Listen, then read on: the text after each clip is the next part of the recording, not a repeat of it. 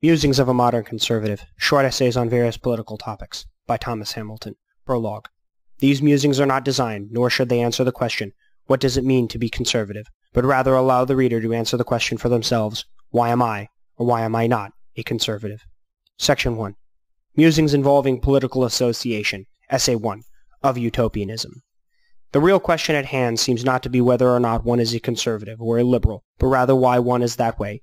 I would argue that all rational individuals in some way or another fall into one of two such categories. Why, though, do many of us in modern times shy away from such meanings? Ought it not to be a point of pride to invoke one's mannerisms and thoughts? Yet aren't most of us guilty of such hackism that we all disregard these thoughts now and again? Don't each of the two philosophies bind one to do the, quote, right thing? Yet regardless of this, haven't these concepts been, at least in some measure, demonized? Not that it is wrong to look at the other side in some manner of contempt, but why do so many individuals work towards such destructive actions?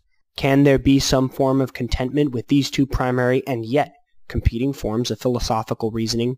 I doubt the latter question could ever be resolved, but in the end, aren't we all either conservative or liberal? And if we are so, as we almost undoubtedly are, by what manner does it mean to be either?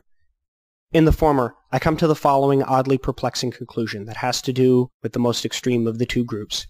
Each group seems to derive their thinking from each of their unique and obviously irrational extremes, and then through reason, logic, and experience, move from their extremes to a new rational means of thinking. For those that call themselves conservative, the most extreme view would have an outcome of any system that places pure responsibility on the individual, and for which has no government.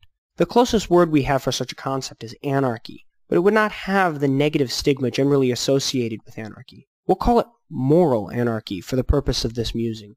Liberals, by contrast, would at their most extremes view an organizational structure, not necessarily a government, but it could be, where all individuals act as a collective, for the collective, and that the collective ought to be in some reasonable measure all living things. The closest word we have for this is communism, but again, without the usual negative stigma attached to it, we'll call it rational communism. In both instances, these are utopian ideologies, and if they are utopian in nature, then by what manner do these groups go about rationalizing them?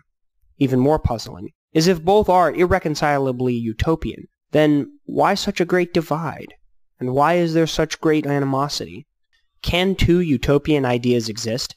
If two utopian ideas can concurrently exist, which is truly utopian, and therefore perfect, and which is simply mostly perfect? Or are there two versions of perfect? And if two perfects can exist, which one is better? Or is it simply a matter of choice? Maybe the difficulty of finding a utopian idea is that we are only looking for one. Maybe there are two utopian ideas that can exist at the same time.